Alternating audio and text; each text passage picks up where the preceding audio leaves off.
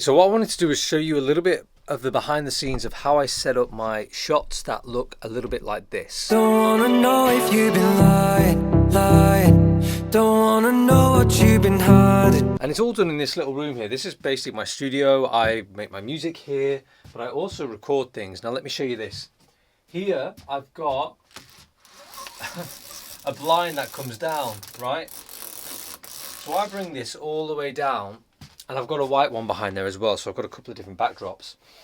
And then all it is I just close my curtains here, and then I just set my lights up. So the way that I set this scene up that you just saw was I had one light sitting at the bottom here, so you can see this is here. This is just like a standard RGB light, and then I've got these two kind of spotlights here, and they hang, or I sort of mount them to these arms that then attach to my beams here.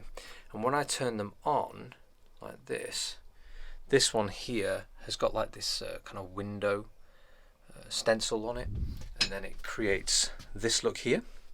And then obviously I turn this one on, and then we get this kind of blue backdrop here. And then what happens is I close my blinds. I make sure that all the other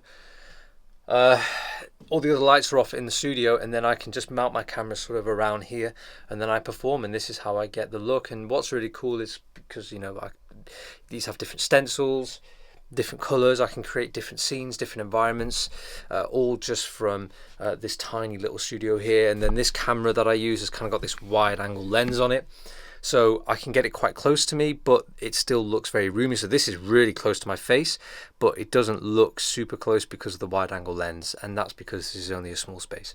So yeah, this is how I kind of set up my shots and get them recorded, and I think it works all right for what I need. So I'm too busy to go out and do full-blown shoots at this stage, so this does the job for me.